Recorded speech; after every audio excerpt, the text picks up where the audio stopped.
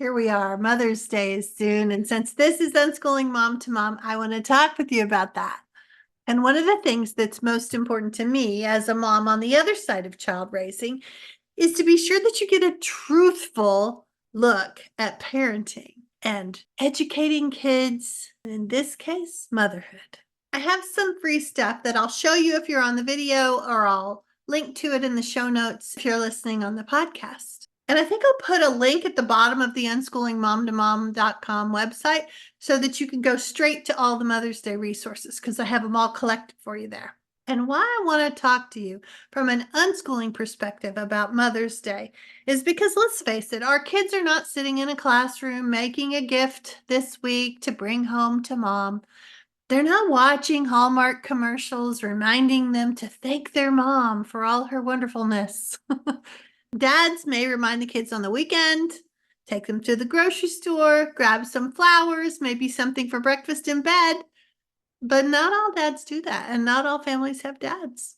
We have a lot of single moms in the community, so Mother's Day can look really different than how they visualized or how the card companies planted stories in our heads of what it's all supposed to look like. So this time, I want to walk you through a few things that you can do to help create the Mother's Day you want. It's the unschooling way, right? We lay the groundwork for success. We gather supplies, set up the container, so to speak, of what could happen if all the stars align, because they may not. And that's the reality of it all. And that's okay too. And I'll tell you why in a minute. So if you're new here, welcome. I'm Sue Patterson, your host here at Unschooling Mom to Mom, mom to 3 now grown unschooled kids, all in their 30s, all with different young adult paths. And I've circled back to the community because I want you to know that unschooling works. It's not just speculation on my part, a hope and a prayer like it was when they were growing up. We lived it. And I've seen hundreds, thousands maybe, of families embracing unschooling and thriving. I didn't have a goal to be a homeschooling mom at all, but the status quo wasn't good enough. And something inside me said I could offer them a different kind of childhood that could be way better than sitting in a classroom for 12 years. So I've been creating resources, courses, PDFs, ebooks, podcasts, videos. There's a lot because I've been making things for parents for nearly 30 years. I've seen what works and what doesn't work, and I want to share all of that with you. You can find it all over at the Unschooling Mom to Mom website, or you can leave a comment below and I'll answer you. I read them all. I can redirect you to the resources that you need. Probably the best way to find out about all of it is to get onto my email list. I send resources out every week, helping you grow your confidence and reassuring you that this unconventional approach will be worth it. And if you're not new and you've been here before, I'm glad you're back. Tell me in the comments where you are on this educational journey. I would love to know. And this week, we're talking about Mother's Day. And while I have a lot of resources to help you, I want you to know one thing. Appreciation is an inside job.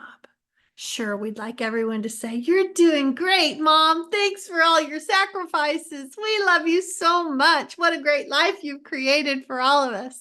And yet those words are rare, and waiting for them can make us really resentful. Because we are making sacrifices. We are creating awesome lives for our families. And we're going to have to recognize that we are going to have to feel good about what we're doing without waiting for someone else to thank us.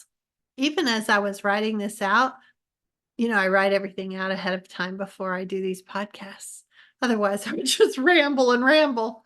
I was thinking how this might be a spin-off of all those years in school, waiting for a grade or a nod of approval or some appreciation for our efforts. It's built into that system. Truth be told, it has turned many of us into kind of people pleasers, desperately looking for someone to show us how great we are. But one of the things I learned as an unschooling mom is that no one is coming to save you. No one is coming to tell you that you're doing a great job. You're going to have to do that for yourself. And that's not a bad thing at all. That's part of living the life you choose instead of the one that's chosen for you. That's part of you being intentional with what you do and facing yourself in the mirror with an accurate reflection of how it all went. That's hard for a lot of us because we have a lot of voices in our heads judging our efforts. And sometimes we've internalized those voices. I want to help you look at what you're doing right and help you see how to do more of that. I want to help you recognize that those missteps are just part of life, not things to beat yourself up over. It's all trial and error. And that means realizing that some of our choices aren't going to pan out. That's okay. It's just data for the next opportunity that's going to present itself. So when you look in the mirror, try saying things to yourself like, "Look at you. You keep doing this momming thing day after day. You have stamina. You're doing the dang thing." And I know what will happen. Your brain will tell you all the things you didn't do well. And you're going to have to handle that part like you would one of your kids who keep interrupting you, trying to see how they're right and their sibling was wrong, or just trying to be heard. What would you say? You'd say, "I hear you, honey. Hold that thought for a minute because right now I'm letting mommy know what she has done right today." And it may sound a little weird at first, but you have to find a way to counter the intrusive thoughts that are trying to bring you down. I did the Martha Beck coaching program years ago. She's Oprah's life coach. And she suggested giving a name to that voice that's trying to bring you down. Let's call her Agnes. Agnes is a downer. Agnes doesn't want you to get a big head. So she's always pointing out your shortcomings because, hey, you might have missed those. Agnes is telling you you're not good enough, you're not patient enough, you're not creative enough, you're not smart enough, you name it. Agnes wants you to know that. Agnes wants to crowd out any positive things that you want to say to yourself. And I think you need to give Agnes a cup of tea or a fidget spinner or something to go distract herself over on the other side of the room while you notice the things that you're getting right. Just like you do for a good friend who's having a low self-esteem moment, or your own kid who's hard on themselves. You deserve that too. Sure, I could tell you these things because I do believe awesome things about you, but it's more important that you can tell yourself these things. If we were sitting here having coffee together, I'd tell you, wow, you're prioritizing your family in ways that most people never do. You're creating a home environment where kids are loved for who they are, not who we wish them to be. You're looking for cool ways to help the kids explore the world as it actually is, not relying on some antiquated system because it's familiar. All this helps your kids develop a really unique skill set that serves them now and will serve them well in the future. They're learning how to be independent and deal with all this freedom.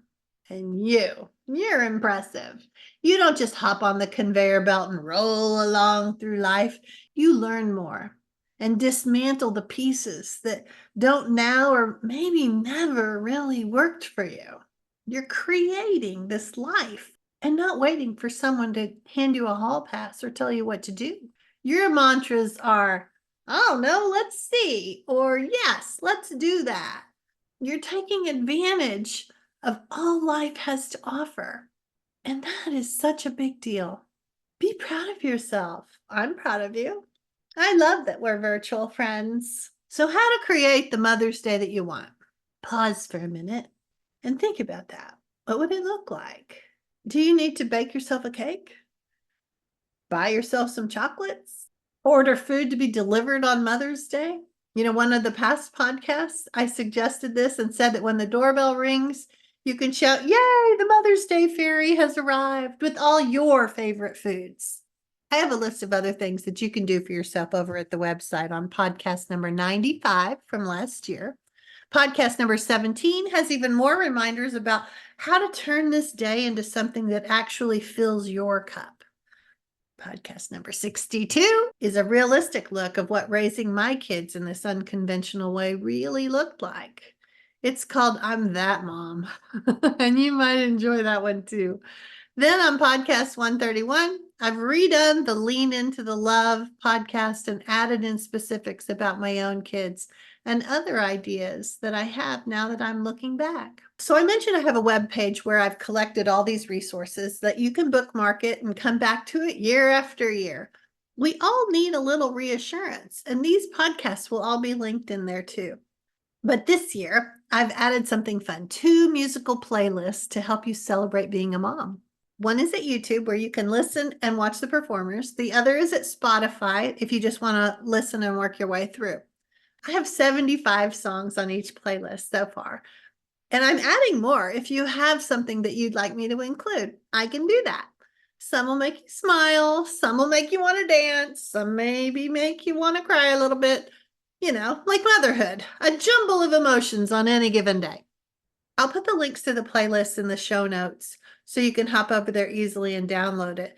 But the Motherload page that I've created at the website, podcasts, a bazillion funny memes, articles about how Mother's Day came to be, and even a collection of mean moms from TV that might be fun to see the clips and remember them, like Joan Crawford from Mommy Dearest, or Peggy Bundy, or Norma Bates, or Olivia Soprano.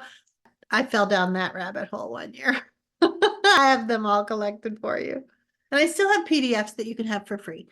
Little forms that your kids can use to interview you or share what they think your answers will be about. Who is mom anyway? And you can start to set up your own traditions for Mother's Day weekend. I can see it now. Music playing about moms. I think I have 4 hours worth that you can inundate the family with. Fixing your own favorite desserts to snack on all weekend. My Pinterest link has a ton of activities you could choose from. Sometimes we just need to orchestrate something simple for the kids to do. Slap a pink bow on a box of donuts and tell the family that the Mother's Day fairy took care of breakfast. And remember, only positive thoughts this weekend. Be kind to yourself. You're doing something really wonderful. Happy unschooling and happy Mother's Day.